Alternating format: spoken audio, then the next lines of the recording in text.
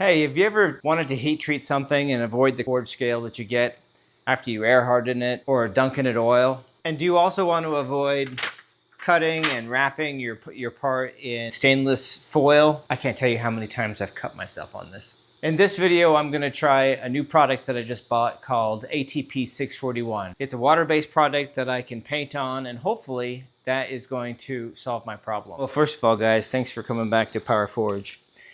And if you're new, I'm Garen. I got this ATP-641 on eBay. I don't remember how much it was, but I ordered it. It came right away. It's a water-based, high-temperature, anti-scale coating. First thing that I did, now granted, I have not fired any of these parts yet. I have painted or dipped some of these parts already. I did this yesterday, let them fully dry. Before I coated these parts, I experimented with a 50% solution of isopropyl alcohol and acetone, and then let them dry thoroughly. I suppose off-gassing these with a little heat and then cleaning them might be better. I'm not sure. I do have several parts in the heat treat oven right now that I'll be pulling out shortly. It's air hardening H13, and we'll see how well the coating I put on those holds up. I mixed this up thoroughly with this stir stick, and it actually took a while, all right? All of the sediment falls to the bottom, and there's a big goopy mess on the bottom. So I mixed and mixed and mixed until I had a clean stick, and then I applied these. Some of them I dipped, like this one I dipped. Some of them I painted. So let's try painting this anvil, you see.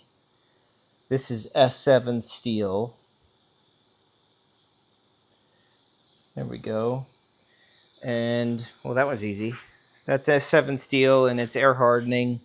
Went to a lot of trouble sanding and polishing this, so why not protect that a little bit so I have a little less prep work when I'm done. I'm going to take this little Q-tip, and I'm just going to go in these holes and coat some of these threads. This is threaded 3/8 16, and maybe that'll, again, after heat treat, maybe this will speed up the final finishing of this product, maintain some of the surface quality, and, you know, aim small, miss small. Maybe this will work better. Definitely work better than stainless steel. I'm tired of that stuff.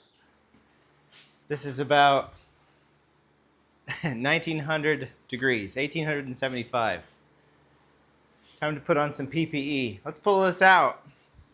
I'll be careful.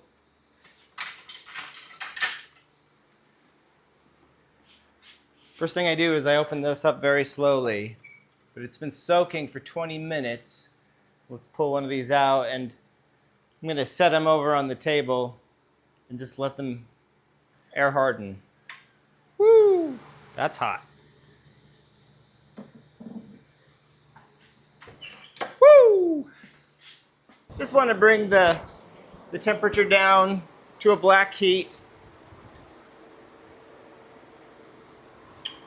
to ensure they harden. And it's already happening. You just got to do it in a quick enough ramp, quick enough time for it to harden.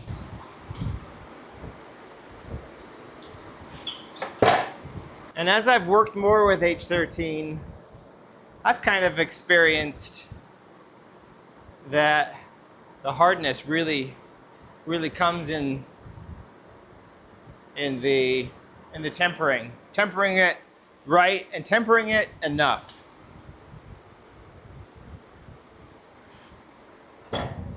That's hot.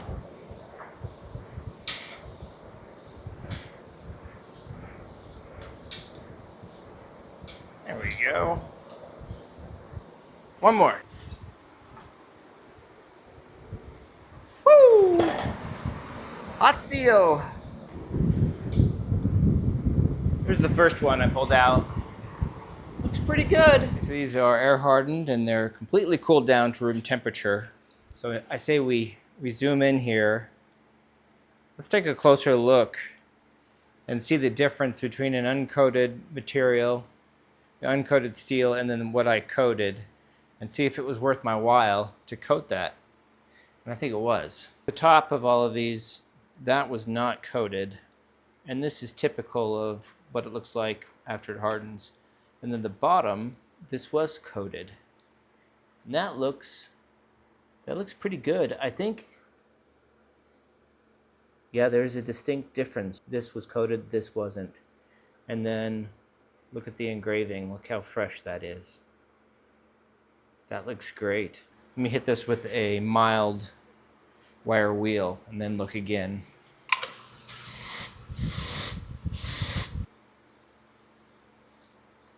The engraving looks great. Doesn't even look like I heat treated it. And then you can see here some carburization. Is that what you call that? Anyway, it looks like forged scale or carburization. It's not a clean finish. I mean, when I put it in, it was a clean machined front finish. And then this ribbon here, that was just, this was unmachined. I just leave that there. But yeah, this was a huge success, especially considering I do a lot of coin dies. And this is a huge help because, I mean, this looks great. And that's the first time I've used ATP-641, and that it worked great. It's really going to save me a lot of time. Where I painted it on, I let it dry overnight. You don't need to let it dry that long, but where I painted it on, it's smooth. It feels as good as, and looks as good as it did before I heat treated it. The uncoated part is rough, but for this particular tool, and a lot of the tools I make, I leave a little extra material, and then I'll go back in and I will finish this to size and to the finish that I want. Where I hope it's going to help is in these corners, because if I didn't paint this and I just heat treated this 4140 as is, this is oil quenching, I get a lot of forged scale or a lot of, you know, artifacts in these corners, and they're hard to get out. You have to get them out mechanically, and that takes time, and it's a messy business. So fingers crossed, this will help me out. I hope that you found this video valuable to you. Fun little accident that I found this, and I'm glad, at least thus far, it works. Now on to hardening the rest of this lot. Thanks for tuning in. I'll catch you on the next one.